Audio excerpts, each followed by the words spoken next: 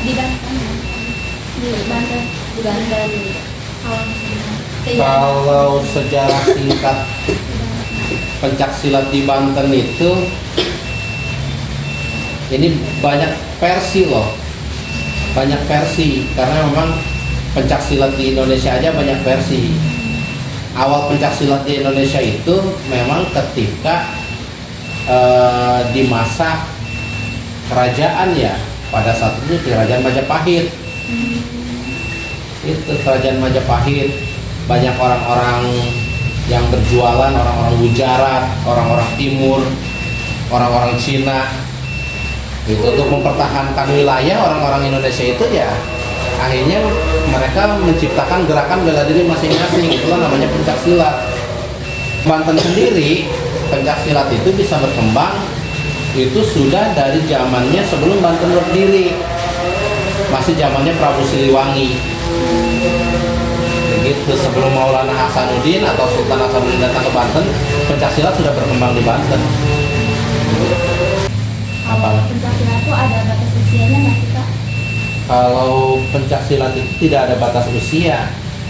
Itu dari kecil hingga dewasa hingga tua, kalau mereka menyenangi dengan budaya pencak silat ya, jadi tidak ada batas usia. Intinya tidak ada batas usia. Kalau mereka menyenangi ya mereka belajar. Kalau mereka tidak menyenangi, apalagi sekarang banyak aliran-aliran bela diri asing yang masuk ke Indonesia. Contohnya taekwondo. Taekwondo kan dari Korea. Terus misalkan judo, karate dari Jepang kan, seperti itu. Tidak ada batas usia. Silahkan aja mempelajari. Perbedaan pencak silat dengan dengan apa? Dengan bela diri lain, di pencak silat itu ada empat aspek yang memang harus dimiliki oleh seorang pesilat.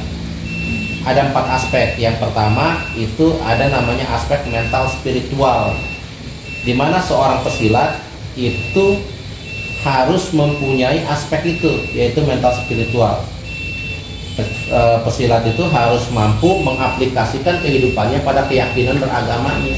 Pesilat harus mampu mengaplikasikan kehidupannya dalam bela diri dari serangan lawan, baik yang bersifat fisik maupun yang bersifat non fisik, baik yang musuh yang terlihat maupun yang tidak terlihat. Nah, Musuhnya yang tidak terlihat banyak di pencak silat itu, apalagi masyarakat Indonesia itu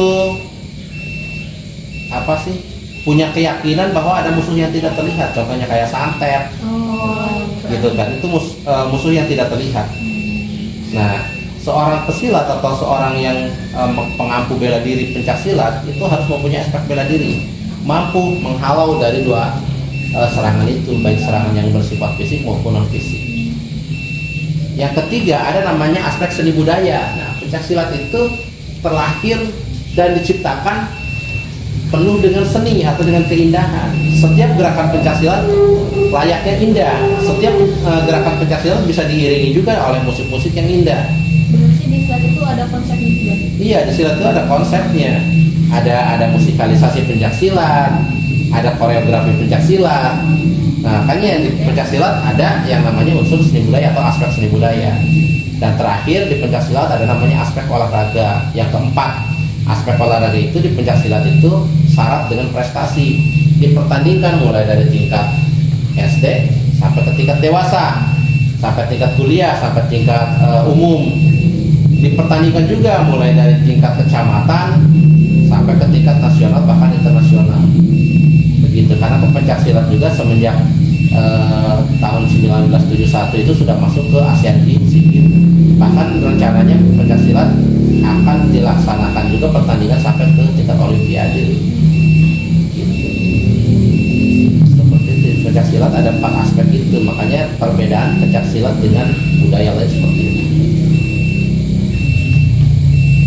Kalau Bapak sendiri ngajar silat itu dari sejak kapan ya, Pak? Sampai berapa lama? Ya, Saya mengajar ya, mengajar pencak silat itu dari tahun 2004. Lahir aku. 2004 sampai sekarang berapa tahun? belum lahir. Itu apa ada syarat untuk mengikuti pencaksilat? Kalau ada, apa saja syaratnya Pak? Kalau masing-masing perguruan berbeda syarat-syaratnya nih. Kalau di aliran Cimada itu syarat-syaratnya ya seperti ada urutan ya 7 Jumat gitu kan. Di Bandrong seperti apa syaratnya, di aliran Terumbu juga ada syarat-syaratnya, itu juga harus kalau misalkan mau menggali ya harus ke aliran Terumbu. Kalau di kami sendiri di sini kan kita tidak berafiliasi ke perguruan silat Loiger ini tidak berafiliasi kepada aliran Cimande, aliran Bandrong atau aliran Terumbu. Kita punya aliran tersendiri namanya aliran Kebatinan. Di aliran Kebatinan syarat-syaratnya pertama untuk bergabung dengan kita yang jelas harus muslim. Gitu kan? Harus muslim dulu. Yang kedua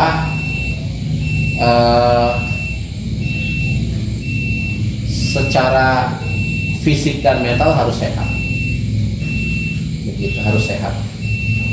Yang ketiga ya harus taat dan patuh kepada orang tua, guru dan pimpinan perguruan. Itu syaratnya dulu.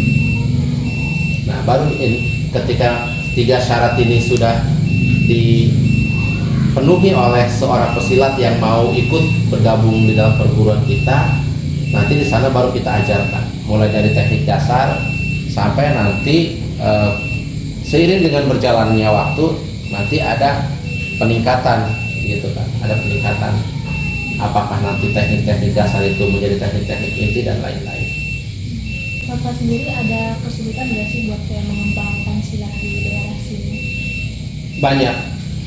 Salah satunya. Salah satunya bahwa masyarakat di zaman sekarang tidak seperti masyarakat waktu zaman Sultan Agung Tirtayasa. Itu waktu zaman Sultan Agung Tirtayasa, karena kebutuhannya untuk mengusir penjajah, masyarakat tidak perlu ditawarkan untuk belajar pencaksilat, mereka belajar sendiri. Gitu. Karena dia ingin mempertahankan hidupnya, mempertahankan daerahnya, mempertahankan rumahnya agar tidak diusir oleh penjajah Belanda. Kalau sekarang kesadaran masyarakat akan butuhnya bela diri ini sudah berkurang. Jadi ketika masuknya teknologi-teknologi yang modern, sekarang anak-anak yang di lingkungan sekitar ini banyaknya mereka bukan ingin belajar, ingin mengembangkan, melestarikan kebudayaan pencaksilat. Yang ada mereka main game dan lain, itu kesulitan. Makanya di Kabupaten Serang sendiri pimpinan kita, Ibu Bupati Serang, Bu Hajar Ratu Tatu Hasanah, pada tahun 2017 itu punya ide gagasan membuat sebuah gerakan pencaksilat. Ide gagasannya itu mempersatukan semua aliran pencaksilat dalam sebuah gerakan jurus, namanya Jurus Kaserangan. Jurus Kaserangan itu dikawal oleh kami ini yang di IPSI, karena saya juga sebagai sekretaris IPSI, sampai sekarang turun peraturan bupatinya untuk ditingkatkan menjadi muatan lokal di tingkat SD dan SMP.